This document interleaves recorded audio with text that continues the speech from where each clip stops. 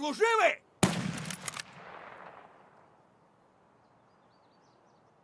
Hey guys, I was doing sniping on woods trying to get them shooter born in heaven kills. I didn't want to miss any PMCs, any opportunities, so I didn't really focus on the loot. And then by the time I decided to get out, because there were no PMCs, there would be no loot left. Everything would be looted, everything would be empty. I was like, okay, this is kind of not that fun, you know? And one of my viewers was like, well, you should do some stashes on your way in and out. And I was like, okay, I'm gonna try it. So believe it or not, my 5th stash that I looted had a GPU, and I was like, okay, I guess you weren't lying. I guess I'm gonna try more. So this is what got me into the whole thing of trying to do 200 stashes. I was like, okay, let's give it a try. Let's see how much money exactly we can get.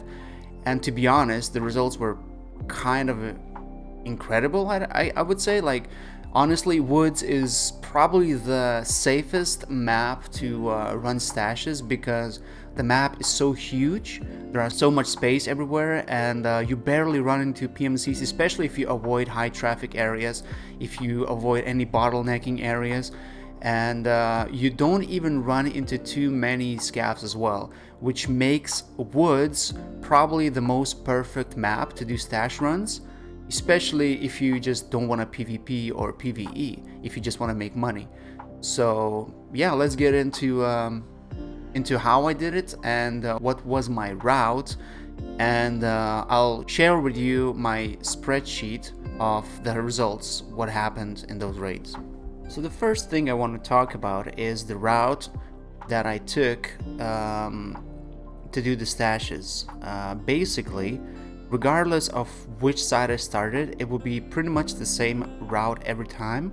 If I spawned somewhere close to the middle, I would start the stashes 11, stash 11, and I would go down, I would go towards the factory gate. Sometimes I would skip the factory gate because it's a pretty, well, it's not like huge run, but it still is time consuming. So sometimes I would skip that one factory gate stash. I would do the tank stashes, the 2 stashes that are next to the tank and the Raven, and then I would like backtrack all the way back and continue to the left side, let's say, and I would still be able to do all the stashes, even with the backtracking. So this route contains 24 stashes. I was able to do all of them, or most of them, in approximately 30 to 40 minutes. Depends on how much heavy loot you find and how much it slows you down. Of course, this is much easier to do if your strength is high, and if your strength isn't high, you might be spending a little bit more time. Even if you are using the map guides, if you're using any kind of help to find those stashes, it still takes a while sometimes to find 1 or 2 specific stashes, because they are kind of hidden in some tricky spots sometimes. But as soon as you do a few of them, you will know them by heart, and you'll be able to do this automatically and constantly make 700k plus per raid. And I think that's really good money considering how little risk you take. If you want to have some kind of help, I would highly suggest using the tarkovprofessional.com website, and it has the Woods guide, and you can actually see every stash on a real time, pretty much. Like you can see the stashes, you can get information about each stash with some description how to get to it, which I highly recommend using if you don't know the stashes too well, because I use this map and this website to find all the stashes, because as I said, sometimes some of those stashes wouldn't be too easy to find. Sometimes it would take a while for you to find one of them. But yeah, like, this map is very useful, so use it, and in no time you'll learn the stashes and you'll be able to run those stash runs all the time. Now let's talk about what were the results of the stashes I did, 200 stashes I did, what kind of items I got, and what the loot table looked like. So if you look at this these tables, right, I had to make different categories. Like you can see electronic items, treasure items, gear, medical items, weapons, other items, and food items. So as you can see, the total value of all items found was 8,800,000. That's minus flea taxes. Well, I mean, everyone has different taxes depending on their hideout. And as you can see, the drop rate for each item was pretty much the same. Like it's either 1%, half of a percent, 2%. Rarely it goes to 3 or 4%. And it pretty much is the same with every item, every category, except when you go to other items. 6%, for example, right? For the kite powder, the blue one, 6%. So that's pretty high. I would say that was one of the most consistent items to be found, but still, like, that's 12 out of 200 raids or stashes. But anyway, as you can see, the electronic items drop rate for me at least was 44%. So 44% of the time when I looted the stashes, it would be an electronic part, any one of those. 5% only, it's treasure items. Not all of them are, of course, super high value, like the chainlet is the least valuable here. Medical items, only 15%. Weapons, 14.5%. When it comes to gear, and by gear I mean any kind of armor, helmets, backpacks, vests, the drop rate was 26%, which is actually pretty crazy when you think about it. That's almost third chance of finding some kind of a gear item, you know. And I did find a lot of armor. As you can see, I got Zhuk armor, I got Gazelle, Trooper, Reddit, a lot of helmets, LZSH, ZSH, 6B helmets, some Swordens, headphones of Razer, vests. It's quite a lot, you know, it's quite a lot of gear items. And then when it comes to other items, well, that's 140%, which, you know, it pretty much means you will always find one or two items that are from the other item section. And like the most expensive ones were thermite, 47k per slot value. Gray fuel was also really valuable because it's 160k at least, except the only drawback is that it's heavy.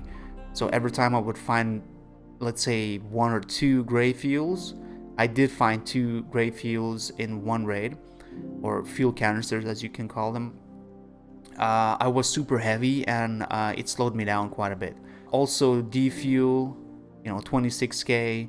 You know, all of these nuts can vary. Sometimes they can be super expensive, sometimes they can be like 10k or even less. So it really depends what time you're doing this. But I would say that early wipe is probably the best time to do it, because, you know, you need a lot of nuts, you need a lot of construction items, you know, barter items for your hideout. So I would say doing stash runs early in the wipe is even better than doing it like mid wipe or late wipe like I was. And even though I was doing it late wipe, nuts were still 20-25k each, which is pretty crazy. And then you actually find a lot of food too, like 35% chance of finding food. So that also is really important early in the wipe, because early in the wipe everyone has low metabolism, and you don't want to be stuck in the raid with no food left or no energy left. So looting those stashes can be really helpful and can save your life sometimes even. And as you can see, the most expensive items were the sugar and Alanka. Of course, they are the most expensive food items. But yeah, 35% for food items is pretty crazy when you think about it. 14% for weapons isn't too bad. I wouldn't say I was finding it every single raid, but I would say I was finding some kind of gear every raid, and I was able to drop my gear or just like carry this out.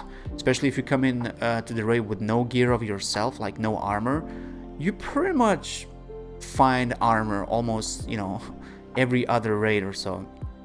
But when it comes to the guns, weapons, I mean, it wasn't super crazy, but finding pistols is pretty common. As you can see, like there were quite a few pistols that I found. The P-36, Grach, APS, TT, PM, 5 PMs, Yeah, that's pretty good. And like AKS, baby AKs, 4 of them. I found 4 of them, which is also not too bad when you think about it.